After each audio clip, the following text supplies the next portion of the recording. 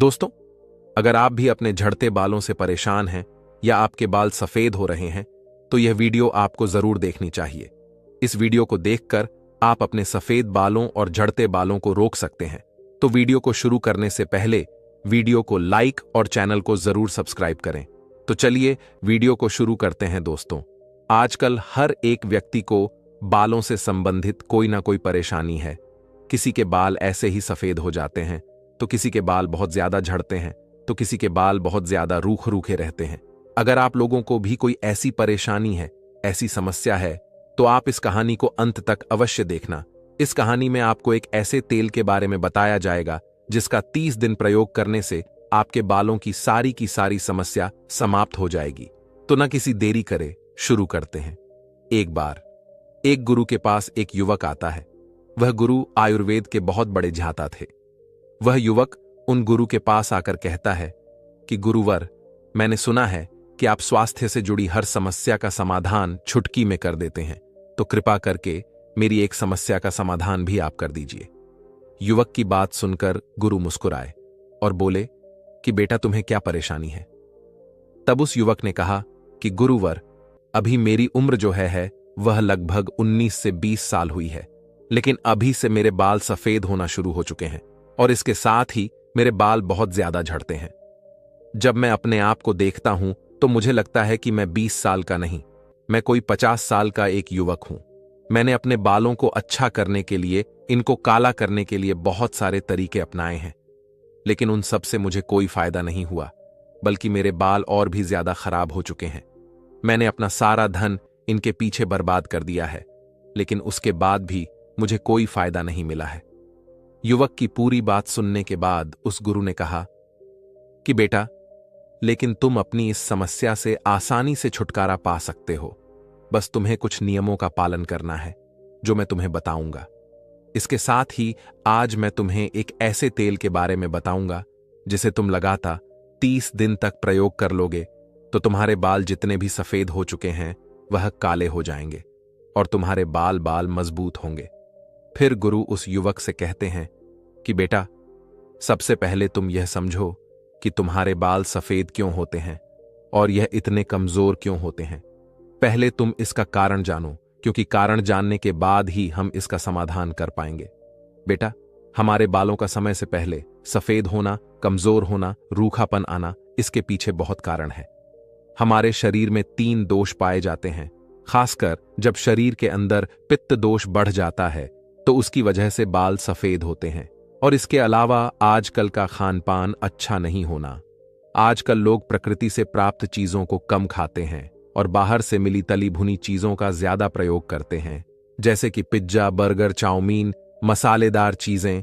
और इन सभी में बिल्कुल भी पोषक तत्व नहीं होते हैं, बल्कि इनमें केमिकल होते हैं जो कि आपके शरीर को बहुत ज्यादा नुकसान पहुंचाते हैं और आपके शरीर में पोषक तत्वों की पूर्ति नहीं कर पाते हैं, बल्कि कमी लाते हैं। पोषक तत्वों की कमी के कारण आपके बाल समय से पहले सफेद होते हैं, कमजोर होते हैं और रूखे रूखे रहते हैं। इसीलिए आपको अधिक से अधिक फल और सब्जियों का सेवन करना है, जो कि आपको सीधे प्रकृति से प्राप्त होती है, क्योंकि इनमें बहुत सारे जरूरी पोषक तत्व पाए जाते हैं। बेटा, हम जैसा आहार लेते हैं उसका प्रभाव वैसा ही हमारे शर पर पड़ता है, शरीर के प्रत्येक अंग पर पड़ता है। अगर आप गलत आहार लेते हैं तो उसका गलत असर आपके बालों पर पड़ता है।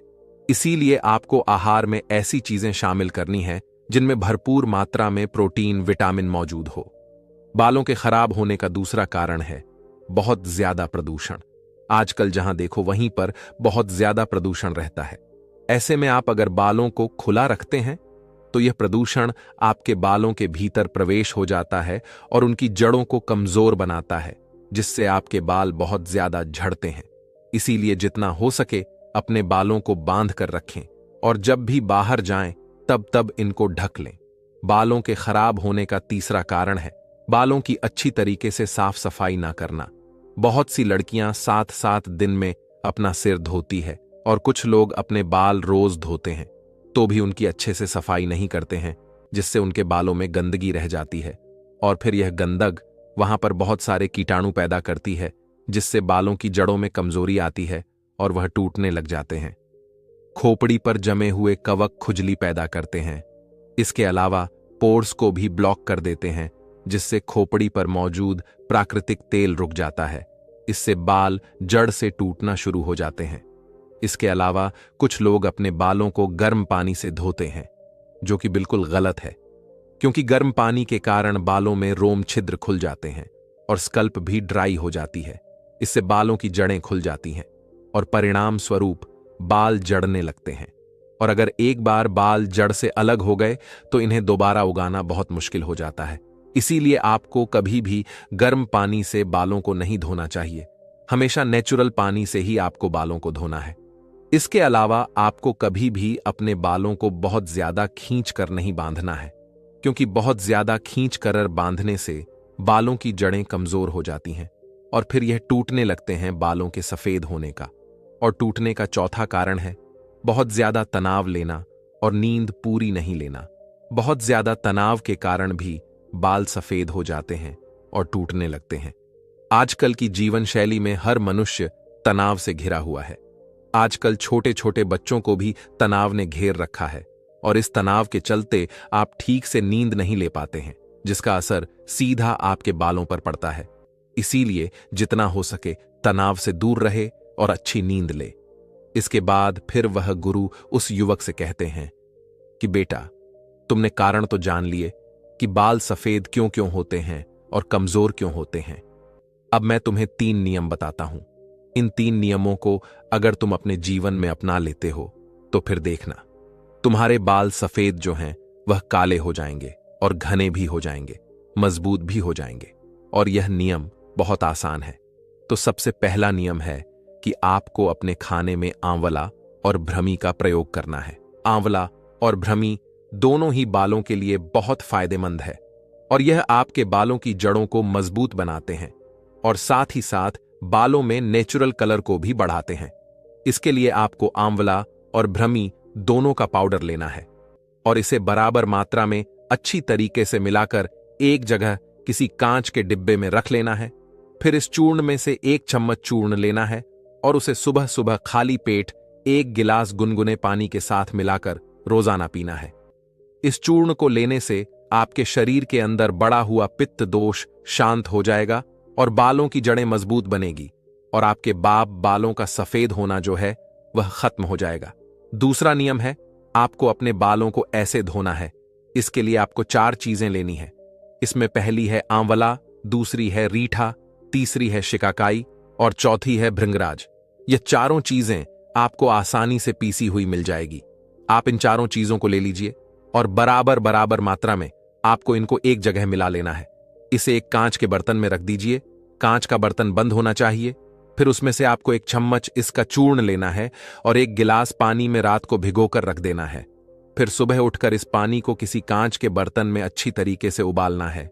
इसे इतनी देर तक उबालना है जब तक कि यह पानी आधा ना रह जाए। जब यह पानी आधा रह जाए तो आप इसे छान लें और ठंडा होने के लिए रख दें।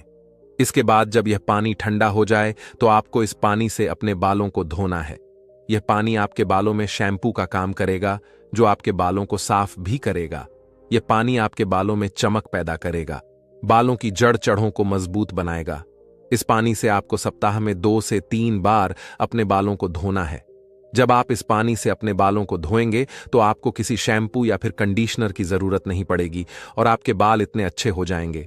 और इसमें किसी तरह का कोई केमिकल भी नहीं होगा जिससे कि आपके बाल खराब हो, जबकि शैम्पू और कंडीशनर में कई तरह के केमिकल्स होते हैं जिसकी वजह से आपके बालों को बहुत ज्यादा नुकसान होता है। फिर गुरु उस युवक से कहते हैं कि बेटा, अब मैं तुम्हें तीसरा नियम बताता हूं। इसमें मैं तुम्हें एक ऐसे तेल के बारे में बताऊंगा जिसका प्रयोग करने से तुम्हारी सारी समस्याएं खत्म हो जाएंगी। और इस तेल को बनाने के लिए आपको सबसे पहली चीज लेनी है सरसों का तेल। और यह जो सरसों का तेल आपको लेना है वह पैकेट वाला नहीं लेना है। यह सरसों का तेल आपको वहां से लेना है जहां से यह तेल निकाला जाता है। सबके आसपास ऐसी जगह होती है जहां पर तेल निकाला जाता है। आप भी वहां पर जाएं और इसको खरीद कर लेकर आएं। और आपको पीले सरसों का तेल लेना है, क्योंकि सरसों 2 तरह की होती है, काली और पीली। आपको पीली सरसों का तेल लेना है और हो सके तो पीली सरसों का बीज खरीद कर आप अपनी आंखों के सामने उसका तेल निकलवाए ताकि उसमें किसी भी तरह की कोई मिलावट ना हो सके। अगर आपको सरसों का तेल नहीं मिलता है तो आप उसकी जगह नारियल का तेल भी ले सकते हैं, लेकिन नारियल का तेल भी शुद्ध होना चाहिए, उसमें भी किसी तरह की कोई मिलावट नहीं होनी चाहिए। फिर दूसरी चीज है जो आपको लेनी है, वह है भर राजभर राज। एक ऐसी जड़ी बूटी है जो कि आयुर्वेद में बालों की सेहत के लिए प्रसिद्ध है। भर राज का इस्तेमाल करने से आपका दिमाग भी शांत होता है। भर राज से आपकी बालों की जड़ें मजबूत होती हैं, बाल लंबे होते हैं, काले रहते हैं। इसके अलावा आपको तीसरी चीज जो चाहिए वह है जटामासी। जटामासी भी एक जड़ी बूटी है जो कि आयुर्वेदिक है। इसको जटामासी इसीलिए कहा गया है क्योंकि यह दिखने में बालों की जैसी होती है। जटा यानी बाल और मासी का मतलब होता है मानस की तरह। यह जड़ी बूटी इंसान के बालों की तरह दिखाई देती है और यह आपके बालों को मजबूत बनाती है और इनको काला बनाती है। इसके अलावा आपको चौथी चीज जो चाहिए वह है सूखे हुए आंवला। आंवला आपके बालों के लिए बहुत उपयोगी है। आपने देखा होगा कि बाजार में बहुत सारे तेल मिलते हैं, जैसे कि डाबर आंवला, शांति आंवला। इसीलिए आंवले का रोजाना उपयोग करने से आपके बाल काले बने रहते हैं, चाहे आप आंवले को खाएं या फिर लगाएं। ये दोनों ही तरीके से आपके बालों के लिए बहुत अच्छा है। इसके अलावा आपको पांचवी चीज चाहिए, मेथी दाना। आपके बालों के लिए मेथी ना बहुत ही अच्छी है। यह आपके बालों को लंबा बनाती है और आपके बालों के रंग को काला करती है। फिर गुरु उस युवक से कहते हैं कि बेटा इन 5 चीजों को आपको ले लेना है। इसके बाद अब आप यह समझो कि आपको इस तेल को बनाना कैसे है। आपको 200 ml सरसों का तेल लेना है और इसे एक कांच के बर्तन के अंदर भरकर रख देना है। कांच का बर्तन जो है वह ढक्कन वाला होना चाहिए, जिससे कि आप आसानी से खोल सके और बंद कर सक। बर्तन प्लास्टिक का आपको बिल्कुल नहीं लेना है, क्योंकि जब जब आप प्लास्टिक को धूप में रखेंगे तो इससे यानी प्लास्टिक में मौजूद केमिकल आपके तेल के अंदर आएंगे। इसीलिए आपको केमिकल से तो बचना है। आपको बर्तन जो है वह कांच का ही लेना है। आपको 200 ml सरसों का तेल उस कांच के बर्तन में डाल देना है और फिर आपको 20 ग्राम भरण राज लेना है और 20 ग्राम जटामासी लेनी है, 25 ग्राम सूखे आंवला लेने हैं और 25 ग्राम मेथी दाना लेना है। फिर आपको भर आज को छोटे छोटे टुकड़ों में तोड़ लेना है और इसी तरह से जटामासी को भी छोटे छोटे टुकड़ों में तोड़ लेना है और इन दोनों चीजों को अच्छी तरीके से पीस कर उस तेल के अंदर डाल देना है। ये दोनों चीजें पूरी तरह से तेल के अंदर डूब जानी चाहिए और बाकी जो 2 चीजें आपकी बची है, जिसमें है आंवला और मेथी दाना, आपको आंवले को हल्के फुल्के बाद मेथी दाने को भी हल्का हल्का कूट कर इसमें डाल दीजिए। ये सारी चीज उस तेल के अंदर अच्छी तरीके से डूब जानी चाहिए। इसके बाद आप इस कांच के बर्तन को अच्छे तरीके से बंद करके 10 से 12 दिन के लिए धूप में रख दीजिए। 10 से 12 दिन धूप में रखने के बाद आप इस तेल को एक लोहे की कढ़ाई के अंदर डाल लीजिए। ध्यान रखिए कि कढ़ाई लोहे की होनी चाहिए। एल्यूमिनियम या स्टील के बर्तन का प्रयोग आपको नहीं करना है।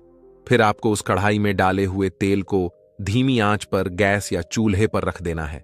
आंच बहुत ज्यादा तेज नहीं होनी चाहिए। आपको इसको हल्की हल्की आंच पर धीमे धीमे गर्म करना है और जब यह अच्छे से गर्म हो जाए तो इसको बंद कर देना है। इसके बाद इस तेल को ठंडा होने के लिए रख देना है। ठंडा होने के बाद आप इस तेल को छलनी की सहायता से या सूद कपड़े के माध्यम से छान लेना है और छानने के बाद वापस इसे कांच के डिब्बे में बंद कर देना है। फिर इस तेल को आपको रोजाना लगाना है।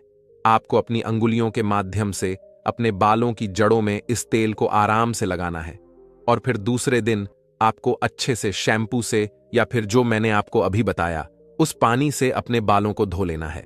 फिर गुरु उस युवक से कहते हैं कि बेटा मैंने जो नियम तुम्हें बताए, अगर तुम इनका प्रयोग करते हो और नियमित रूप से इस तेल का प्रयोग करते हो तो तुम्हारे बाल बहुत ही जल्दी काले हो जाएंगे और टूटना भी बंद हो जाएंगे। इसके साथ ही तुम्हारे बाल जड़ से मजबूत होंगे। दोस्तों, अगर आपको यह तेल बनाने में परेशानी होती है तो आप मैन मैटर्स ऑनल का इस्तेमाल भी कर सकते हैं। इसमें भंगरा शिकाकाई, प्याज और भ्रम सहित कहीं जरूरी चीजें मिल जाती हैं जो आपके बालों के लिए बहुत फायदेमंद होती हैं। यह आपके बालों को जड़ से काला करता है, जड़ से मजबूत करता है, रूखे रूखे बालों को अच्छा बनाता है, बालों की जड़ों को मजबूत बनाता है। यानी कि यह तेल जो है वह आपके बालों के लिए पूरी तरह से बढ़िया है और यह आपके बालों को पूरी तरह विटामिन और प्रोटीन देता है ताकि आपके बालों की जो ओवरऑल हेल्थ है वह बढ़िया बनी रहती है। तो दोस्तों, उम्मीद करता हूं आपको इस कहानी से जरूर बहुत कुछ सीखने को मिला होगा। दोस्तों, अगर किसी मोबाइल की बैटरी खराब हो जाती है तो आप उसे बदलवा सकते हैं। उसके बाद आपका मोबाइल फिर से अच्छा चलने लगेगा। लेकिन अगर आप अपने शरीर पर ध्यान नहीं देंगे और इसे कमजोर ही करते रहेंगे तो एक दिन आपका शरीर बिल्कुल आपका साथ छोड़ देगा और जब बुढ़ापा आपको आएगा तब तो आप बिल्कुल भी चल भी नहीं पाएंगे। शारीरिक कमजोरी को दूर करने के लिए, कमजोर का मतलब है कमजोर जिसके अंदर जोर कम है, जिसके जिस्म में जान नहीं है, जिसकी हड्डी मजबूत नहीं है, जिसके अंदर चुस्ती नहीं है, शरीर अंदर से थका हुआ, टूटा हुआ, मुरझाया पड़ा है, अंदर से ऐसे मरा पड़ा है जैसे मान लो कांच के गिलास पर गिलास रखे हों, एक बार हिला दो तो थर से नीचे गिर जाएं और सारे के सारे टूट जाएं। आजकल नौजवानों में भी कोई ताकत नहीं बची है। नौजवान भी बूढ़े लोगों की तरह ढीले ढीले होकर घूम रहे हैं। तो आज मैं आपको कुछ ऐसी चीजें बताऊंगा जिनका सेवन करके आप अपने शरीर की कमजोरी को दूर कर सकते हैं, अपने शरीर को ताकतवर बना सकते हैं।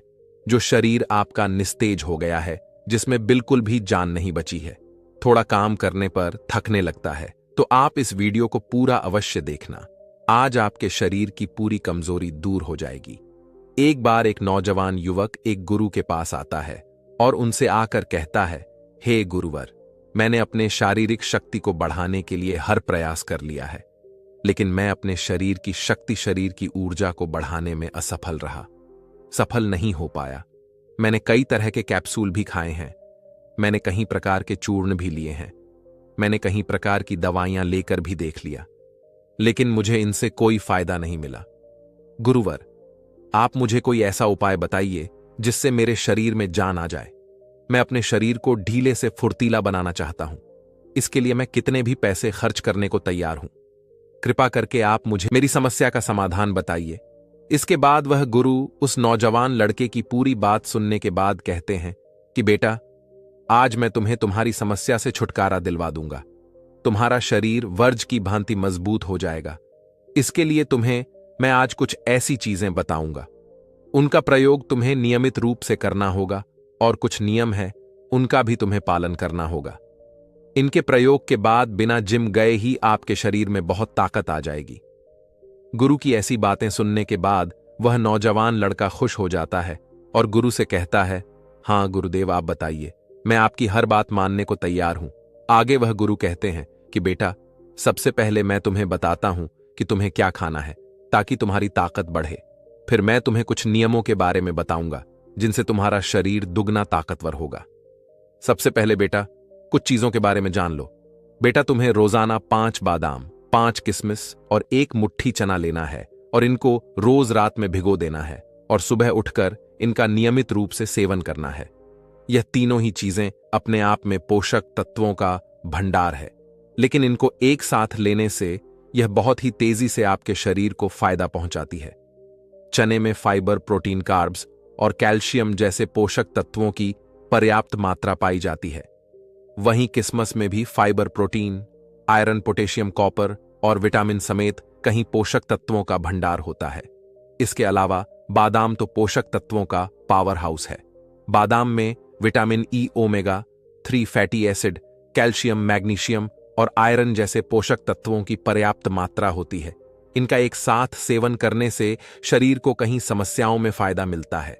इसका सबसे बड़ा फायदा आपके शरीर की ऊर्जा को, शक्ति को मिलता है। इनके सेवन से आपका शरीर मजबूत, ताकतवर बनता है। यह आपके शरीर की कमजोरी को दूर करता है। इसका सेवन करने से जो आपका शरीर थका थका महसूस करता है, बार बार आपको चक्कर आते हैं, उन सभी समस्याओं से आपको यह चीज दूर कर देगी। इसके अलावा इन चीजों का सेवन करने से आपको और भी शारीरिक लाभ मिलेंगे।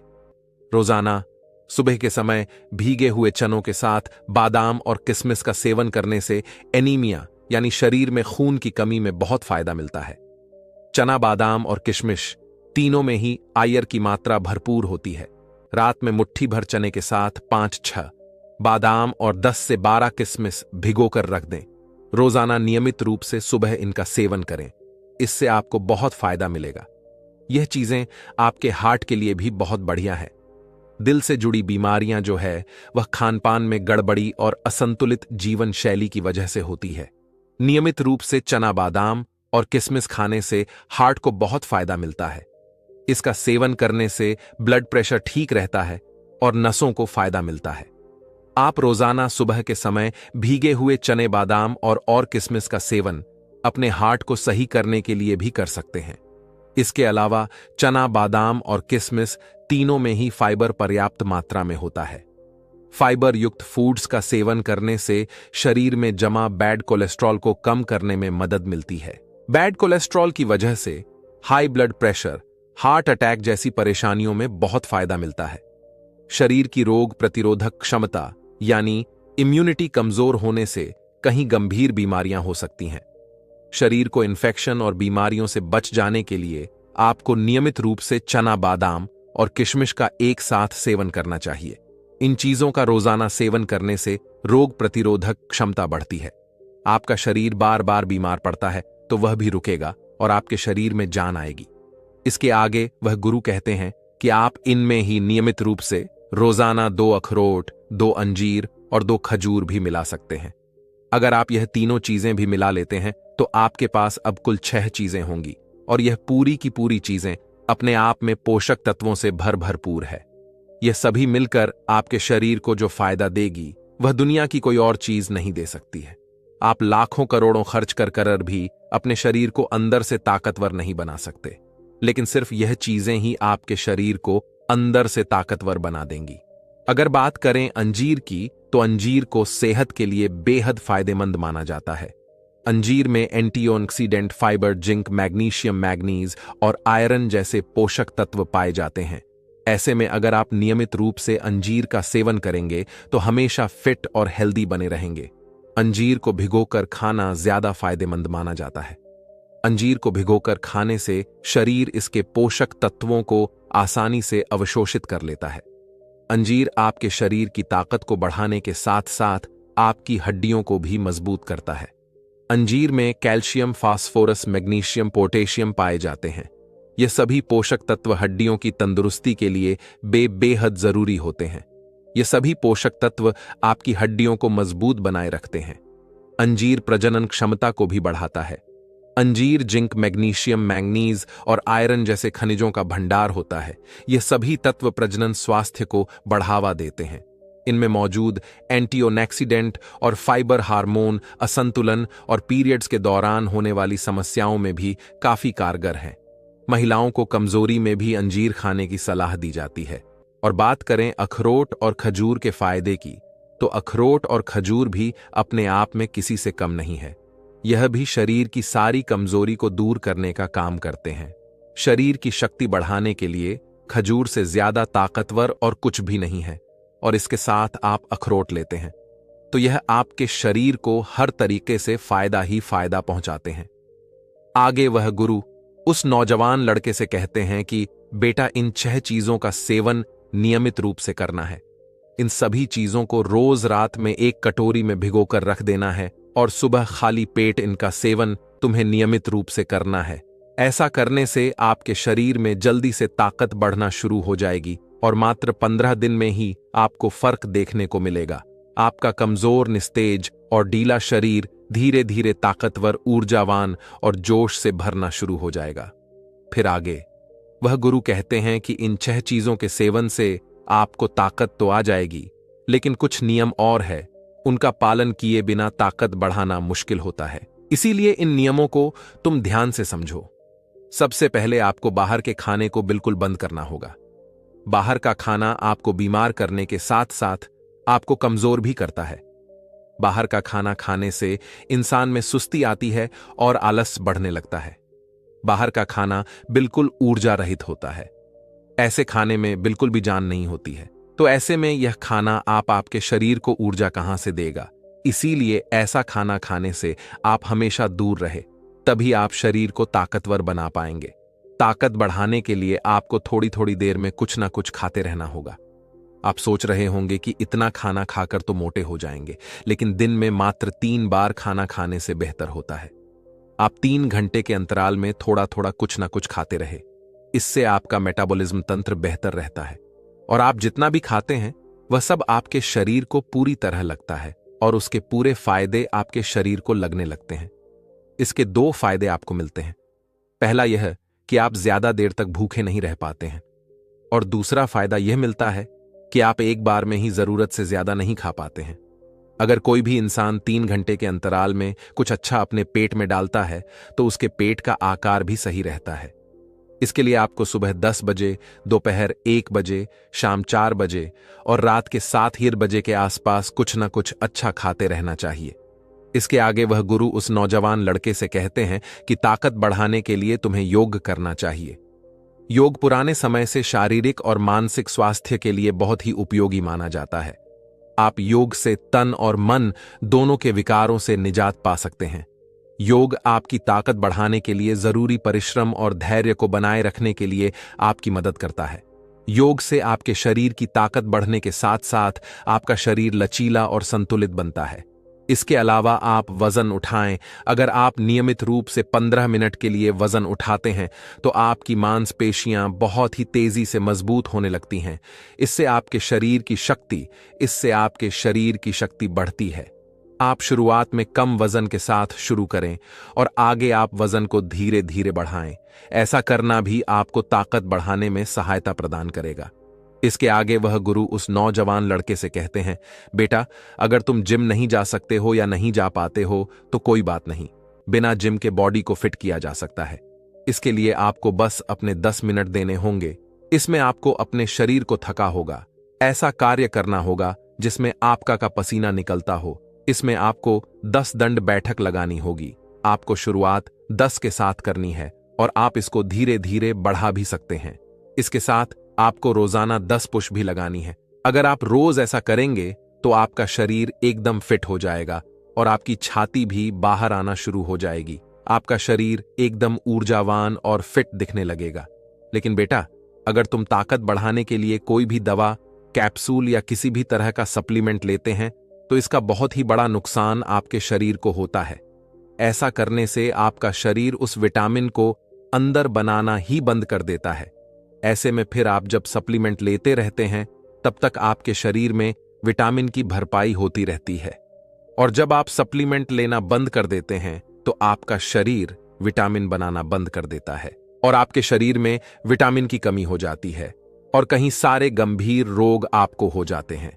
इसीलिए शरीर में फालतू की चीजें डालना बंद करें और जो मैंने तुम्हें अभी बताया है उन 6 चीजों का नियमित रूप से सेवन करके देखें और नियमों का भी पालन करें और रोजाना खूब सारा पानी पिए, अच्छा खाना खाएं और स्वस्थ रहे। आप जल्दी से ऊर्जावान और ताकतवर बन जाएंगे।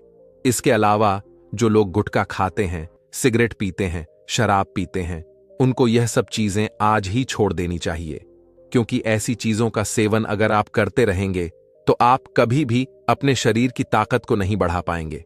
इनके स्थान पर आप फल और सब्जियों का सेवन करें। वह आपके शरीर को नुकसान की जगह बहुत फायदे देगी।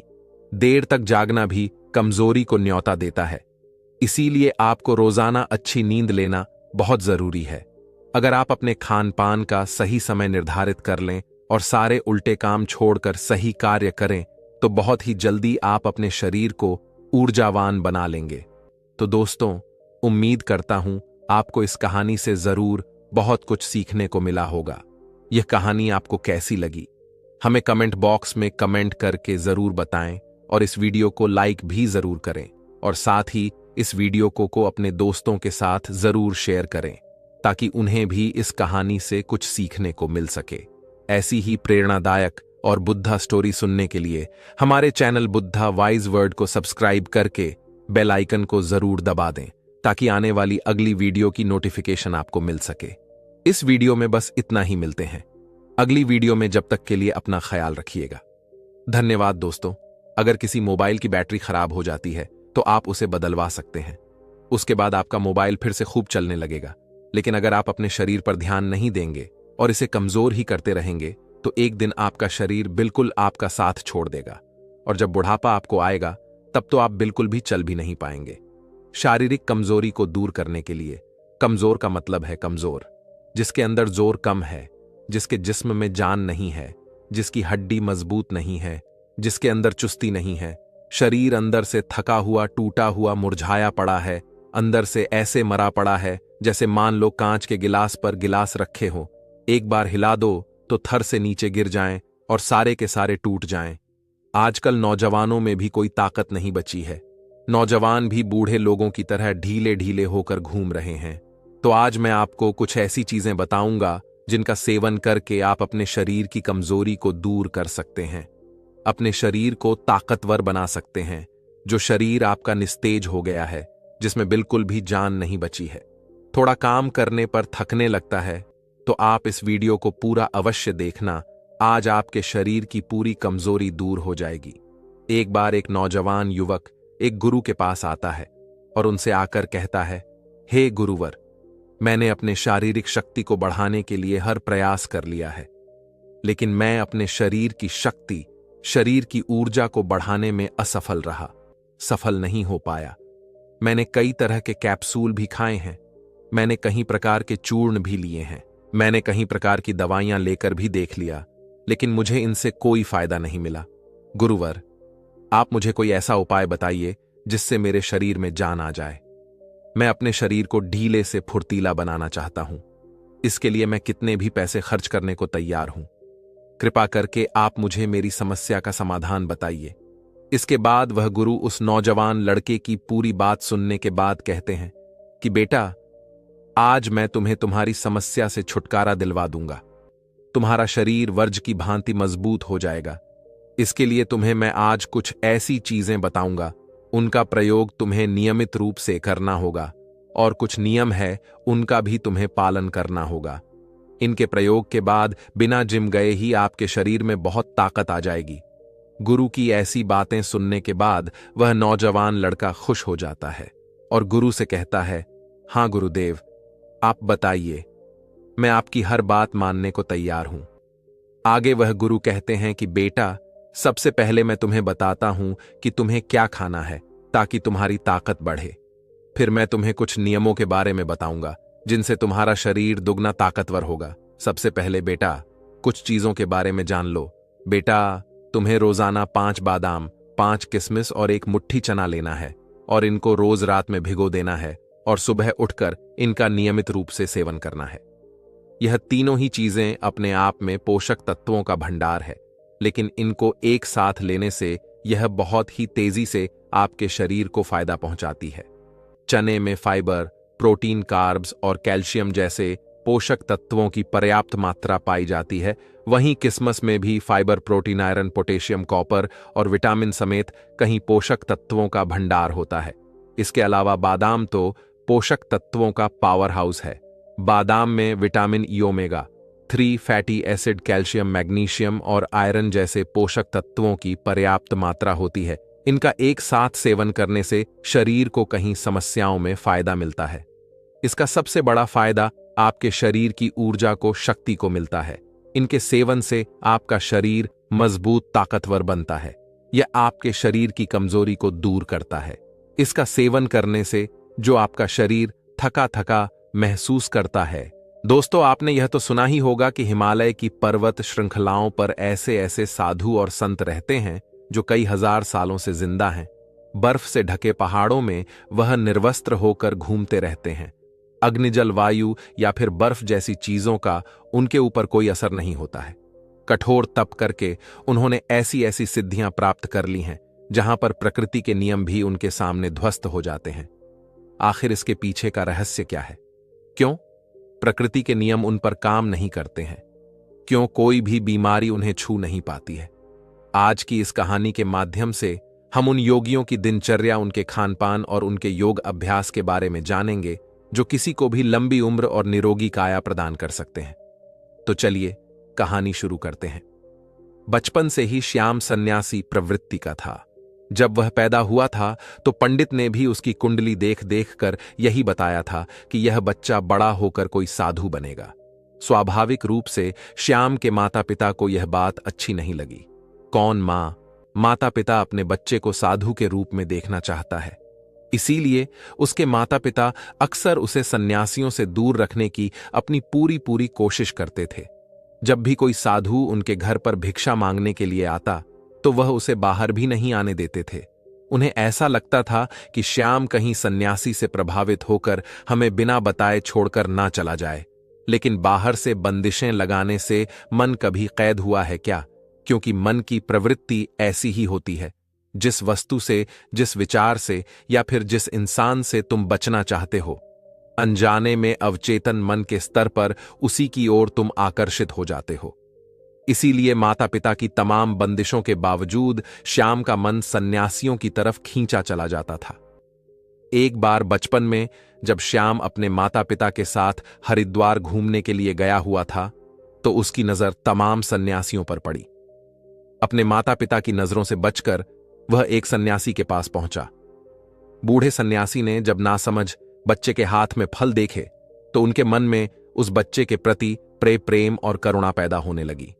वह सन्यासी श्याम को अपने पास बिठाकर उसे खीर पूरी और हलवा खिलाने लगे।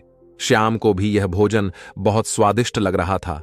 गर्म गर्म पड़िया नारियल और किशमिश वाली खीर हलवा। इसी बीच श्याम के माता पिता श्याम को ढूंढते हुए उस सन्यासी की कुटिया तक आ पहुंचे। जब श्याम की मां ने श्याम को सन्यासी के पास बैठे हुए देखा तो वह गुस्से से आग बबूला हो गई। उन्होंने यह भी ना सोचा कि सन्यासी तो उस बच्चे से प्रेम वार्तालाप कर रहे हैं।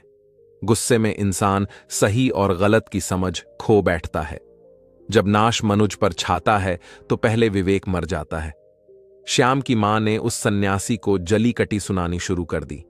आसपास के तमाम लोग सुन रहे थे, उस सन्यासी के शिष्य तक सुन रहे थे। श्याम की मां गुस्से से लाल होकर उस सन्यासी से बोल रही थी कि तू मेरे बच्चे को समझा बुझाकर यहां पर फुसलाकर ले आया है। मेरे बच्चे को लालच देकर फुसलाकर यहां से ले जाना चाहता है। तुझे तो कठोर कारावास होना चाहिए, फांसी की सजा होनी चाहिए। तुझे श्याम की मां इस बात से परेशान थी कि उसका बच्चा एक सन्यासी के पास पहुंच गया है। कहीं उसके मन में सन्यासी बनने की इच्छा प्रकट हो गई तो वह क्या करेंगी? अगर पंडित की भविष्यवाणी सच हो गई तो वह अपने बेटे के बिना बिल्कुल अकेली रह जाएगी। आसपास की भीड़ ने श्याम की मां को समझाने की कोशिश की। उनको बताया कि सन्यासी कोई ऐसे वैसे आदमी नहीं है, वह बहुत सालों से यहां पर आश्रम चला रहे हैं। जब श्याम की मां अपने बेटे का हाथ पकड़कर वहां से ले जा रही थी तो उस सन्यासी ने बड़े प्रेम और करुणा से एक बात कही। उन्होंने कहा कि बहन जी, आपका बच्चा बहुत गुणी है, वही होगा जो लिखा हुआ है। तुम अपने पास वायु को कैद नहीं कर सकती। जो बच्चा लाखों लोगों के रास्ते का दीपक बनकर पैदा हुआ है, उसको तुम सिर्फ एक कमरे को रोशन करने के लिए नहीं रख सकती। यह बात जितनी जल्दी समझ जाओ उतना अच्छा होगा, उतना कम कष्ट होगा। श्याम की मां सन्यासी की बातें समझ रही थीं। उन्हें पता था कि सन्यासी किस तरफ इशारा कर रहे हैं। खैर, घटना आ ही गई। हो गई समय अपनी रफ्तार से चलता रहा और अब श्याम बड़ा हो चुका था। उसने एक कॉलेज में एडमिशन ले लिया था। योग, आध्यात्म और मनोविज्ञान के बारे में पढ़ाई कर रहा था। कॉलेज की तरफ से उसे एक प्रोजेक्ट पूरा करने के लिए मिला। प्रोजेक्ट का टॉपिक यही था कि लंबी उम्र वाले स्वस्थ लोगों की दिनचर्या, उनका खान पान और उनके बारे में पूरी जानकारी इकट्ठी करके लानी है और कॉलेज में जमा करनी है। श्याम उन सन्यासियों की खोज में निकल पड़ा जो कई सालों से स्वस्थ जीवन जी रहे थे।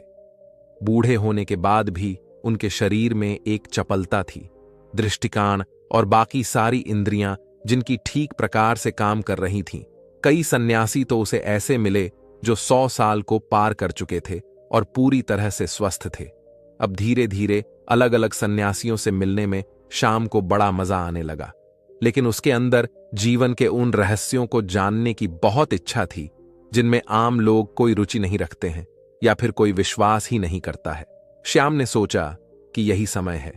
अगर ऐसे सन्यासी पृथ्वी पर बसते हैं जो 500 से 1000 सालों से जिंदा हैं, तो मुझे उनको खोजने का बहुत बढ़िया मौका मिला है।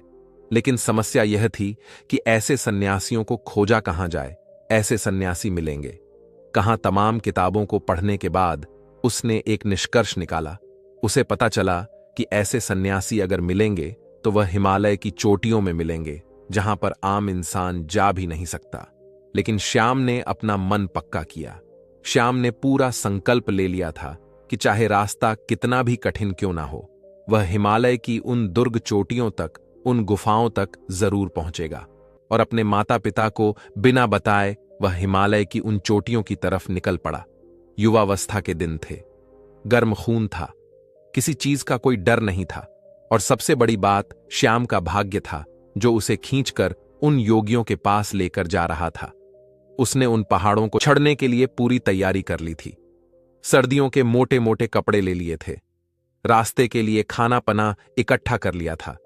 जंगली जानवरों से बचने के लिए उसने हथियार भी अपने पास रखा था, और अपने साथ वह एक टॉर्च भी लिए था, ताकि कि रात में भी वह जल्द से जल्द यात्रा कर सके, उसकी यात्रा में कोई बाधा ना रहे। धीरे धीरे जब वह स्थानीय लोगों से पता करते हुए हिमालय की उन दुर्गम चोटियों तक पहुंचने लगा, तो उसके फोन ने भी काम करना बंद कर दिया। अब उसका दुनिया से कोई संपर्क नहीं था, लेकिन दुनिया से कटने के बाद वह खुद से जुड़ने लगा था। अब उसे हिमालय के जंगलों से गुजरते हुए असीम आनंद की प्राप्ति हो रही थी। उसका जहां मन करता वहीं पर रुक जाता और फिर पता करके आगे के रास्ते पर निकल पड़ता। उसे नहीं पता था, उसे कोई अंदाजा नहीं था कि वह ऐसे योग्य से कभी मिल पाएगा कि नहीं, लेकिन मन में इच्छा थी, पूरा विश्वास था, और इसीलिए वह अपने रास्ते पर आगे बढ़ता जा रहा था। पूरी उमंग, पूरे उत्साह और पूरे जोश के साथ ऊंचे पहाड़ों पर बसे गांवों को पार करता हुआ वह हिमालय के उस जंगल में पहुंच गया था जहां पर असीम सन्नाटा भी बिखरा हुआ था। आसपास कई मीलों तक कोई आबादी नहीं थी, कोई लोग नहीं थे। अब यहां पर श्याम अकेला था। बर्फ में उसकी कपकपी छड़ जाती थी, लेकिन फिर भी वह हार नहीं मान रहा था।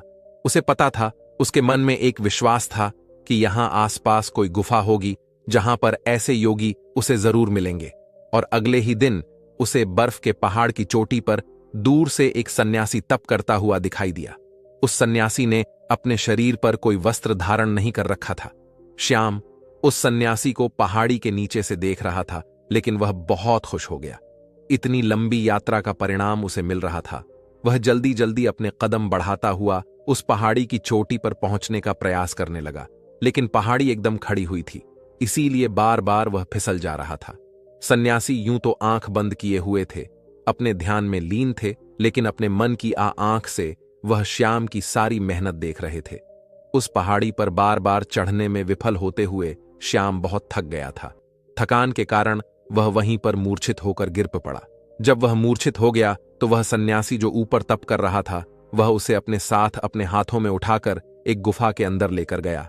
वहां पर उसके अलावा 2 और सन्यासी मौजूद थे। श्याम मूर्छित था, बेहोश था, उसके शरीर में मैं बहुत थकान थी। उस सन्यासी ने कुछ पत्तों का एक घोल तैयार किया और फिर श्याम के मुंह में ऊपर से 2 बूंद डाली। अचानक से श्याम उठ खड़ा हुआ। उसकी सारी बेहोशी, सारी थकान एकदम दूर हो गई। होश में आते ही श्याम दोनों हाथ जोड़कर उनको प्रणाम करने लगा। बहुत खुश हो गया। श्याम ने उनसे कहा कि मेरी बड़ी अनुकंपा है कि मुझे आप जैसे दिव्य योगियों के दर्शन हुए। मैं आपसे कुछ सवाल पूछना चाहता हूं। आप इतनी बड़ी उम्र तक, इतने सालों तक कैसे जीवित रहते हैं? आपके शरीर में कभी कोई बीमारी क्यों नहीं होती है? अगर आप वह तरीका जानते हैं तो दुनिया को वह तरीका क्यों नहीं बताते? दुनिया में बहुत से लोग बहुत दुखी हैं। लोगों को नाना प्रकार की बीमारियां हो रखी हैं। उम्र से पहले ही वह बूढ़े दिखने लगते हैं, उनकी मृत्यु तक हो जाती है। तो अगर आपको ऐसे तरीके पता हैं तो आप लोगों को क्यों नहीं बताते हैं? इसका कारण बताएं।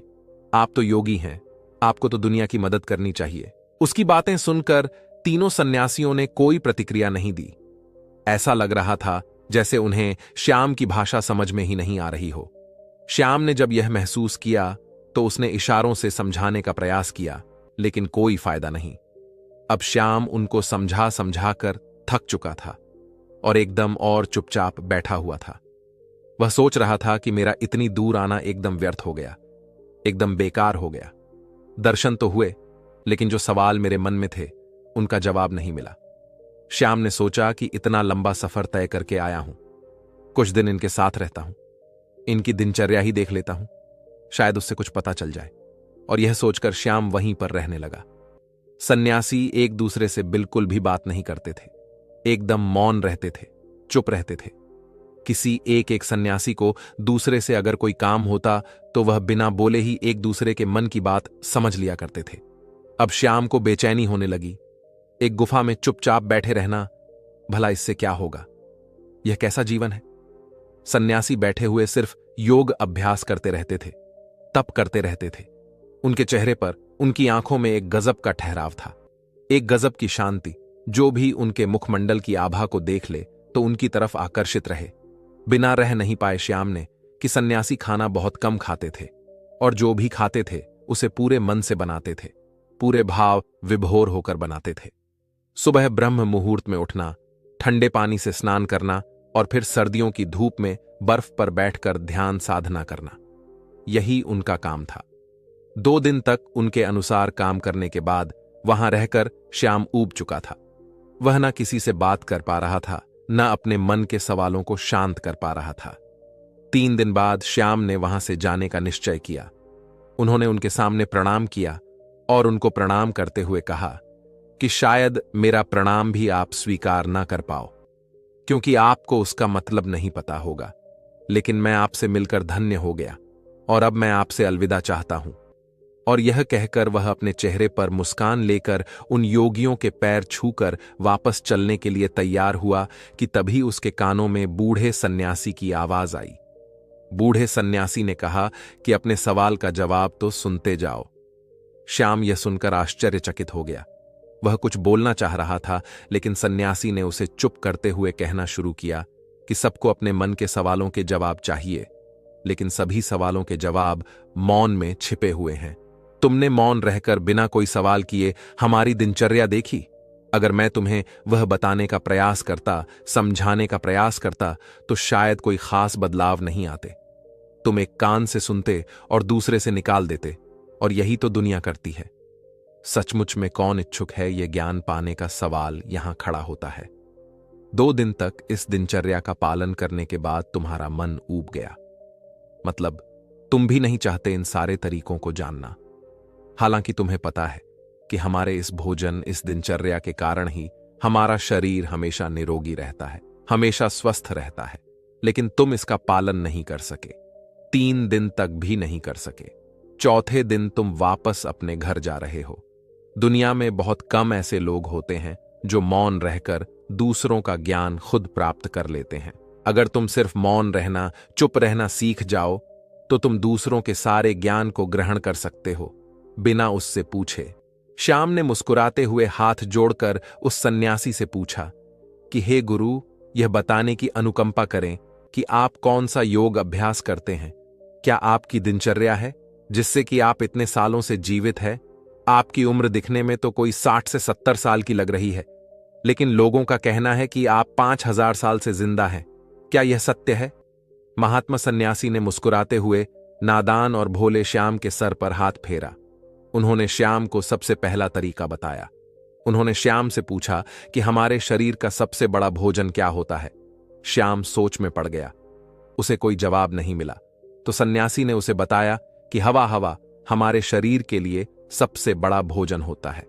हवा हम 24 घंटे खाते रहते हैं, और हवा हमारे शरीर के लिए सबसे ज्यादा महत्वपूर्ण होती है। लेकिन आजकल के समय में पूरी हवा प्रदूषित हो चुकी है।